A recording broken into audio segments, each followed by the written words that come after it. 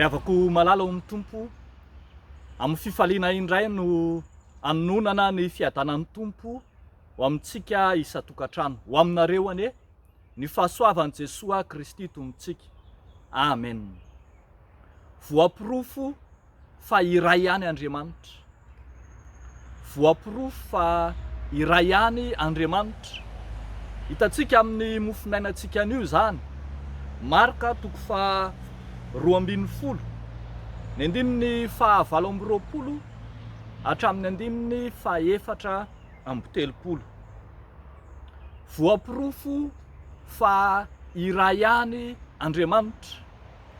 Araka ny resaka ny fanaovan'ilay mpahay lalàna anankiray, mpanora-dalàna tamin'ny Jesosy Kristy, dia voaporofo fa iray ihany Andriamanitra. Mbola tsy niresaka tamin'i Jesosy akory ity mpahay lalàna ity, dia efa resy lahatra izy fa io Jesosy io dia manam-pahendrena, io Jesosy io dia mitafy ny toetra maha-Andriamanitra azy.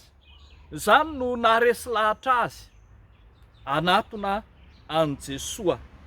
Hoy mantsy ny ambarany andininy 9:20 manao hoe dia nanatona an' Jesosy ny mpanorandalàna anankiray izay efa nahare ny adiny hevitra tamin'ny Sadoseo, ka nahalala fa namaly azy tsara izy dia nanontany azy hoe: fantatr'ilay mpahay lalàna fa mamaly amin'ny kitsipo Jesosy, tsy misy ambadika fa araka ny lalàna.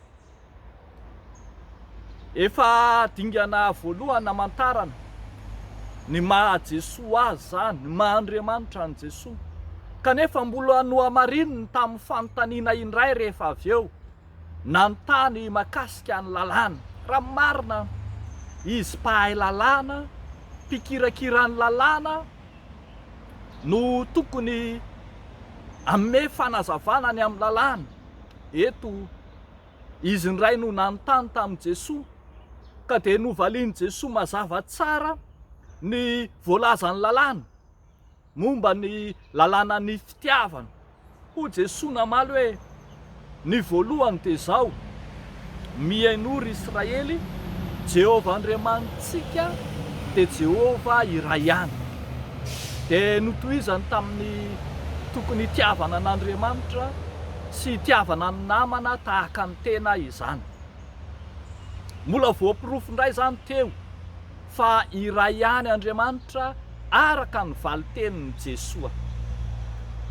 Tsy mionona eo nefa isika fa mahita ny valitenin'ilay mpahay lalàna indray rehefa avy eo dia nanaiky izy, tena nanaiky izy, fa marina ny voalazan'i Jesosy fa iray ihany Andriamanitra. Hoy ny voalazany eo amin'ny andininy 2:30 hoe: tompoko, tsara ny lazanao fa iray ihany Andriamanitra ary tsy misy afa-tsy izy. Iray ihany Andriamanitra ary tsy misy afa-tsy izy. Na talohan'ny resaka ny fanaovana an' Jesosy, na ny valitenin'i Jesosy, na ny resaka tao aorianany ny tenenan'i Jesosy, dia nampiaiky ity mpanora-dalàna ity fa iray ihany Andriamanitra ary tsy misy Andriamanitra afa-tsy izy. Rehavako malala ao amin'ny tompo, zava-dehibe ny fanekeny ny maha-Andriamanitra tokana an'Andriamanitra. Ary Jesosy Kristy izay manazava eto dia miray amin'Andriamanitra tokana. Ary izany nahatonga an' Jesosy ny teny manao hoe: tsy lavitra amin'ny fanjakan'Andriamanitra ianao. Zava-dehibe ny faharesen-dahatra ilay mpanora-dalàna, zava-dehibe ny fanatonan'ilay mpanora-dalàna, zava-dehibe ny fanekeny. Ka nitenenan'i Jesosy hoe: tsy lavitra amin'ny fanjakan'Andriamanitra ianao. Ny andrasana sisa zany, ny dingana farany hidirany eo amin'ilay fanjakan'Andriamanitra sisa, dia ny fanapahan-kevitra hanaiky lay Andriamanitra izay nolazainy ny Baiboly, lay nolazainy ny Soratra Masina. Raha marina kokoa ny maha-Andriamanitra ny Jesosy Kristy, na hoe ny fahatanterahanyilay Andriamanitra ao amin'ny Jesosy Kristy izay ambara eto no mitondra ny fenitry ny soratra masina eto. Ry havako malala ao amin'ny Tompo, ho antsika tsiraray avokoa zany, efa mahalala isika, efa mahafantatra isika, efa irairaina sy ambara mandrakariva ny maha-Andriamanitra, ary voaresaka ao anatin'izany ny maha-Andriamanitra ny Jesosy Kristy.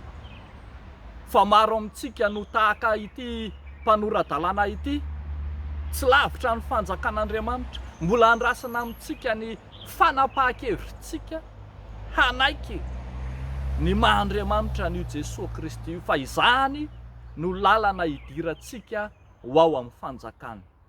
Zay mino ny zanaka ho ny soratra masina no manana ny fiainana mandrakizay, fa zay tsy mino ny zanaka dia tsy manana ny fiainana izy. Rehefa koa malala ao amin'ny Tompo, lalàna manodidina ny 900 isa, 13 sy 900 isa no nofitian'i Jesosy Kristy ho lalàna anankiroa, ny lalàna ny fitiavana ny namana, ary indrindra ny fitiavana an'Andriamanitra. Ny fitiavana an'Andriamanitra ry havako dia atombokontsika eo amin'ny fanekentsika fa Andriamanitra Jesosy, ary ny fitiavantsika an'Andriamanitra dia porofotsika amin'ny fitiavantsika ny hafa.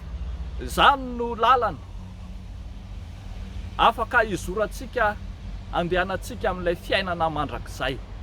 Zany no lalana sy vavahady azontsika hidirana ho any amin'ilay fanjakan'Andriamanitra izay lazain'i Jesosy Kristy.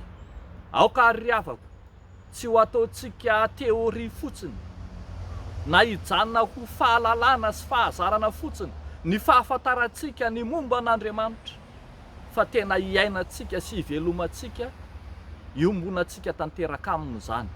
Zany no miantoka ny fiainana mandrakizay ho antsika. Tsarovy ary ry havako fa ho amarin'ny Tompo aminao fa ny fanjakan'Andriamanitra dia ao anatinao, atomboka amin'ny fiombonanao na ny firaisanao marina amin'ny Kristy zany hiantoka ny fanjakana mandrakizay izay efa nomanin'ny Tompo raha teo. Mampahery antsika rehetra amin'ny anaran'ny Tompo ary havako hihevitra sy hanomana sahady ny mandrakizay dia ny ankehitriny, ary ihany koa hanapa-kevitra ny amin'ny andraisana ny Kristy marina eo amin'ny fiainantsika, ilay loharanom-piainana, ilay loharanon'ny fiadanana. Dia n'Andriamanitra ireran'ny voninahitra. Amen. Hivavaka isika ry havako. Tompo Andriamanitra eo, Andriamanitra tokana, Andriamanitra iray ihany, tsy miova ianao. Andriamanitray hatramin'ny taloha indrindra ka ho mandrakizay.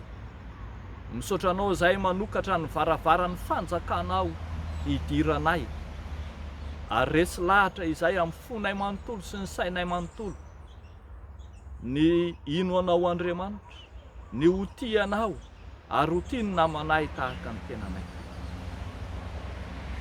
Ampahere izay Tompo amin'ny fiainana izany mba tsy ho ambava fotsiny ihany ny fanatanterahana izany, fa ho amin'ny fampiarana amin'ny fomba hita masoa. Ataonay sy angatahanay zany amin'ny anaran'i Jesosy, ilay efa tianay hatramin'ny voalohany ka tianay mandrakizay. Amen.